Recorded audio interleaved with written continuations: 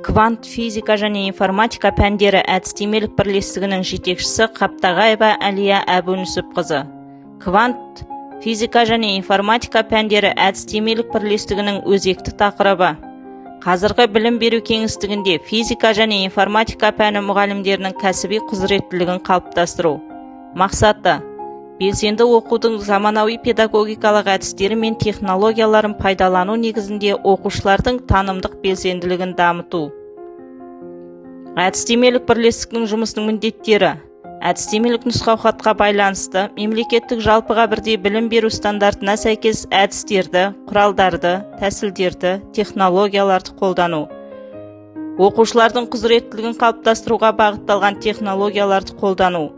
Сыни ойлауды дамыту технологиясын, ақпараттық коммуникациялық технологияны, ойын технологиясын, проблемалық оқыту технологияны.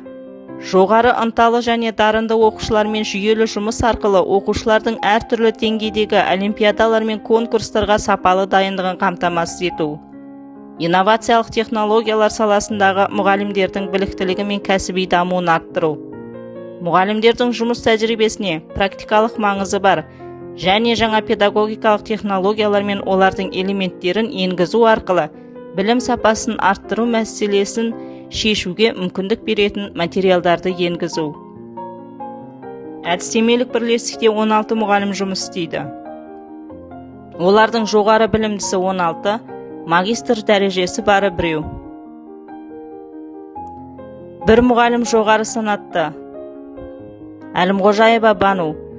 Бір мұғалім бірінші санатты: Әбдірайымова Гүлжазира Айтбайқызы. 2 мұғалім педагог сарапшы: Қаптағаева Әлия Әбунүсіпқызы, Сарқұлова Дариға Кеңесқызы. 1 мұғалім екінші санатты: Мақсум Айжан. 6 мұғалім педагог модератор: Ескірмес Ерсұлтан Тілегұлы, Тұрсынбай Әлихан, Бейсебай Ақжігіт, Ұлықпанова Айсәуле, Бектұрғанова Гүлзада, Бақытқан Айнұр.